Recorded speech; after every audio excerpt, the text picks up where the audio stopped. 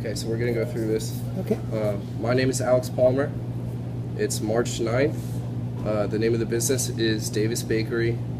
It's a bakery. It's in Orlando, Florida. And your name is? I'm Frank Nardolillo. Frank. It's N as in Nancy. Okay. A-R, D for David, O-L. Wait, can you start from the beginning again? A-R, D for David, O-L-I-L-L-O. Okay, perfect. Size of business? Size of the business, in terms of employees, I would say in terms of employees, we have about 4 full-time employees and about 15 part-time employees. Okay, and you have 2 locations? We have 2 locations. One really full-time location here in Avalon Park, where we operate 7 days a week from 6 in the morning until 4 in the afternoon, 7 days a week. We go to the farmers market in Winter Park on Saturdays. Okay. And we serve bagel sandwiches, a scaled-down menu at the Winter Park Farmers Market on Saturdays, only from 6 in the morning until about 1 in the afternoon. Okay. And your family members and their titles that are involved with the business?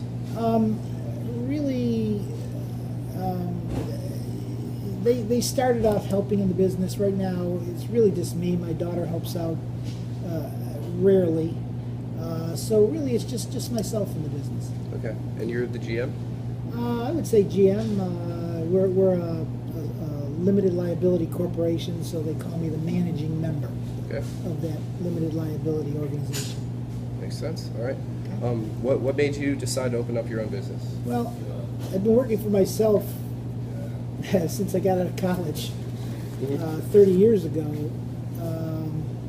I'm an accountant by background, and I got out of school, worked for a couple of CPA firms, and within 3 or 4 years I had my own CPA firm, and from that point on I've always worked for myself. Okay. I've always done something on my own. That was the right thing to do. Okay, cool. Who or what was your inspiration to start up? I mean, you mentioned you want to work alone. Well, I don't know that there's anyone in particular that inspired me to start this thing. We've always done different things, always been involved in a lot of different things. I think everyone dreams at one point in their life of owning a restaurant. I don't know, maybe not everyone. Yeah, me too. I do. Yeah, and so that's what it was. I had left an accounting position, had a few dollars, and had to do something with my life. So I took a year off, decided on one thing or another, and before I know it, I was here at this bakery, which is about a mile from my home. So that was one of the pluses. That was one of the incentives to buy this place, is that it was so close to home. Okay. All my life I've been commuting to work 30 minutes, 40 minutes each way, and it takes a toll on you. So this was one of the positives about this business. Right around the corner. Yeah. Gotcha. Okay. How did you decide on your business structure? Business structure, essentially, I didn't give that much thought, honestly, other than we wanted to segregate the personal assets from the business assets, so that there are a few options there. We decided on the LLC. Okay. How you mentioned you took a break for a year from accounting before you started up. Was that entire time prep time to open the business? Honestly, more not so much prep time, but discovery. Trying to figure out what exactly I wanted to do for the next stage of my life. And as a matter of fact, I had a bid on a different restaurant. Okay. Before I bought this place out in Winter Park, there was a yogurt shop that was for sale. I felt that was, because I'd never been in the restaurant business before, so I felt the yogurt shop or ice cream shop would be kind of a nice starting point for a restaurant.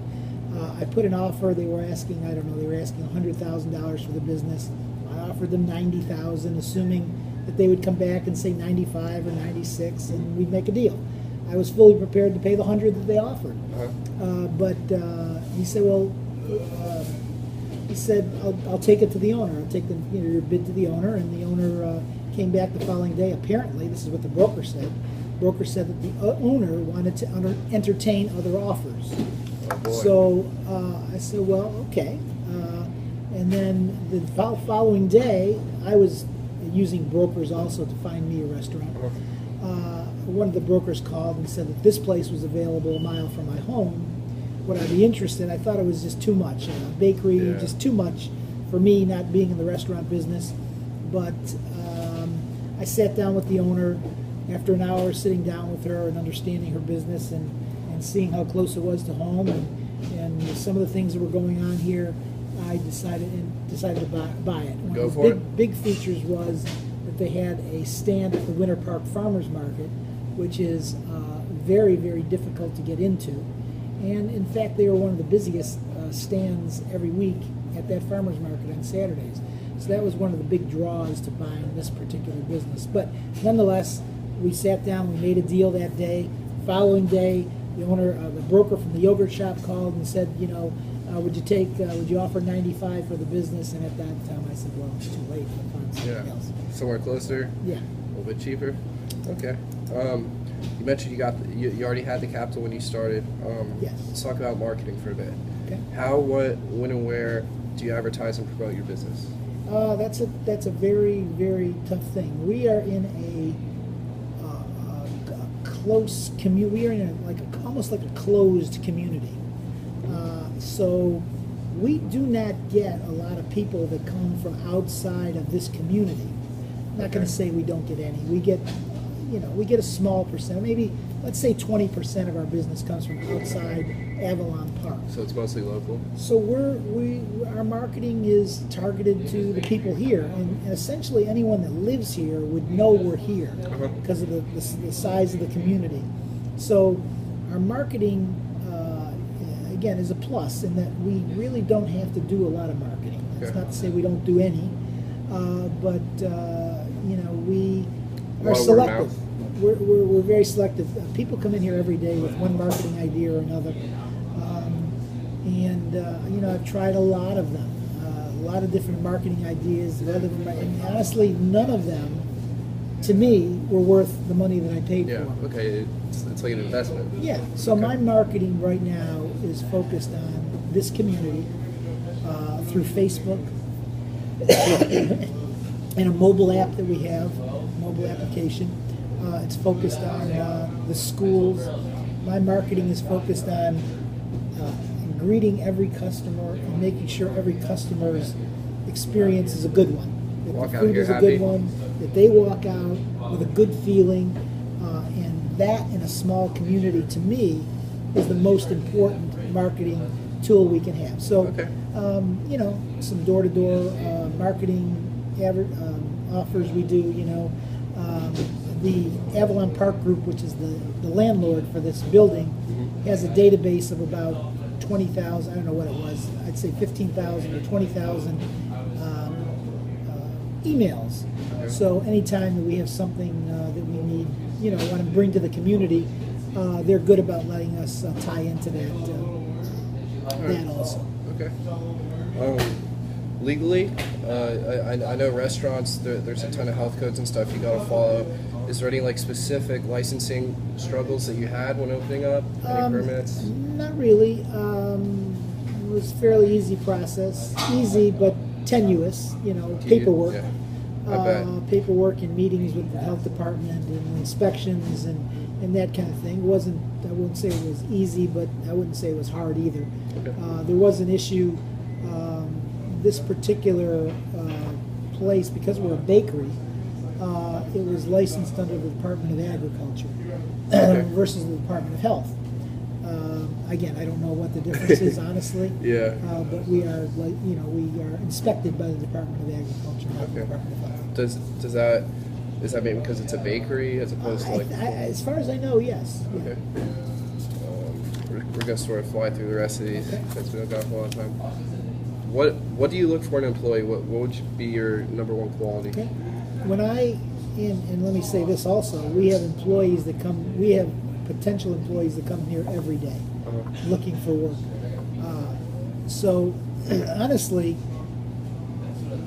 I will meet anyone that's looking for work, whether I need help or not. Excuse me. I will shake their hand, Okay. look them in the eye, and my gut feeling is I'll know Right within 15, 20 seconds whether this person is the right thing, because the most important thing is the public and what the public perceives of us. So I look them in the eye, I shake their hand, and I get a feeling Okay. whether or not they'd be right. Some are no, some are yes, and some are in the middle. Okay. And those that are, I get a positive vibe from, even if I don't need help. I give them an email address to send me information about themselves, So you their know. availability, so Okay. that in the event that I do need somebody, I can then revisit them with a formal interview. Okay. Because again, in this business, there's a lot of turnover. Yeah. Because you got a lot of part-time people. It's Yeah. low pay. Working for a couple months. Yeah, and then work for a leave. couple months and move on. It's low pay and hard work, and so there's a lot of turnover. So we're always looking for good people. Okay. How many different positions are available to apply for? Well, we kind of cross-train for everything. So in other words, if you're going to work here, you're going to do about 90% of what has to be done. Okay. I'm going to do 100%, but if you're here, you're going to be doing about 90% of everything. So you're going to learn every phase of the business, so that if I need an employee, I don't have to think, well, this one's trained for Who knows this, what, and this one's yeah. trained for that, and this one, no. If you're trained for all of it, and so, that's It's more essentially efficient. one position. Everyone knows how to do it. Yeah, Okay. yeah. How often do you evaluate your employees, and what are your evaluations? I'm here every day of the week, basically. I'm here 7 days a week, so So I you know. evaluate my employees on the job. I see, okay? Okay. I see what goes on. I see the ones that have initiative. I see the ones that are have a little less initiative. I try to figure out what's going to make each individual tick, because we're not all made the same. We're not all wired the same. Yep. So I try to get the most out of everyone that I've hired. Everyone that I hire, I tell them one thing, and that is that, look, I'm going to hire 3 people, and you're one of them. Okay. Okay, but I'm only going to keep 1. So I want you to show me. You Why it may should only be get you. 1 day. You only may get 1 day here. So on that 1 day, show me why you're the right one. And you would be surprised how many people on both extremes. One really going out of their way. I mean, you could tell that they're interested. They Yeah, want they want to be that one. And the others Not just so much. So again, that also helps me, because when you tell somebody, look, there's 1 of 3, you show me you're the one, and they come in with a normal work ethic, Mhm. they're not the one, Yeah, they're not. right? So that's something that helps me. Okay. Do you offer your employees any incentives? Not really. Okay. They eat for free. Every now and then I hand out bonuses when I have a good day and I see good effort. All of the tips go to them. Okay. As far as incentives, not really. Okay. Yeah. Again, we offer raises. I mean, I do what I can. Yeah, again, yeah. to Absolutely. give those that perform well better pay. So, What is the worst experience you've had since you opened up? worst experience I had since I opened up was back to the hiring process. I oftentimes hire based on recommendations from good people that I have, and my manager referred me to someone who Didn't turn out the way you thought? actually, he was an extraordinary worker. Oh, okay. But some things developed outside of work, and another employee some really serious things developed outside of work with another employee. Come to find out that this employee that was recommended by the manager was on one of Florida's most wanted list of Oh, wow. people. So, again, and that was found by a simple Google search by one other employee that I didn't even. You got no idea. No idea. No, and again, his work inside the bakery was probably one of my best employees. He was here for a couple months, but there was some activity that went on, not showing up a couple times, showing up late, and then a circumstance happened outside of work where I found out all of this, and we had an altercation outside of work, and I find this out about him. So that was probably my worst experience, and to this day I still am afraid about it. Okay. But and then there was another experience where when I bought the restaurant, there was an employee who essentially kept telling me he's a manager at TJ Maxx. He was a manager at TJ Maxx, and I kept saying, "Well, what are you doing here?" It's not relevant. I inherited this employee from the previous owner, but something happened with a customer that I didn't like the way he handled it, and we did a Google search on him, and sure enough, he was essentially a sexual predator at TJ Maxx. That's why they let him go. Jeez. He was a manager who was soliciting sex, basically. Wow. And that was on. There was a news capture. So Google is quite an incredible helps you feature out. that I never knew. But we try to search everyone's name now when we hire them. Okay. I'm going to ask you one more question. I'm going to Okay. sort of try and tie in everything. All right. If I were to open a restaurant, Yes. what advice would you give me? And how long should I be able to operate without turning a profit? Because I've worked in a couple restaurants. I've heard anywhere from a year to about 3 years. That is the advice. The advice is to have plenty of capital, because no matter what you think your time frame is, it will be longer. It will be. So be well capitalized. Be ready for some significantly hard work. My advice to anyone, based on my experience, would be get into another business. Okay. Honestly, this is I've done a lot of things in my life. This is the hardest work that I have ever done for the smallest amount of pay. Okay. Really. So that would be my advice. My advice would be to find something else you really like. Steer clear of restaurants. Steer clear. Again, I've done a number of things. This is very difficult. But again, assuming that you are sold on a restaurant, you are committed, it's something you want to do, then be very well capitalized. Be ready to work long hours, or have a lot of money to pay managers to manage. But I will say that, particularly in a small place like this,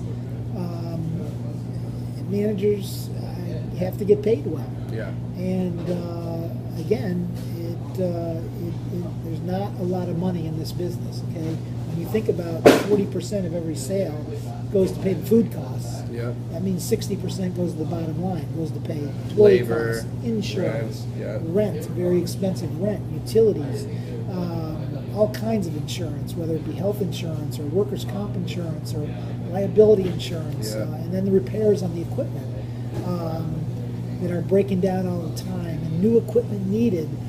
It is a very intensive, very difficult business. Okay. A lot of expenses. Yes, indeed. Would you say those are unanticipated? A lot. Well, you have to budget for breakdowns. You should. I mean, if you're gonna, because equipment is gonna break down. Okay. You got a lot of equipment, and you have to have it all. If a refrigerator breaks down, You need it. There's not room to put the things that are in that refrigerator in another refrigerator. Yep. At least in our space, anyway. Again, it's important, and you got to have it. Matter of fact, I have a freezer that just broke down that I got to figure out what we're going to do over the next couple of days. But even that, repair costs, and the other thing is that I've learned, and I've learned this lesson the hard way, is that the landlords control everything. They control your rent. They control your life.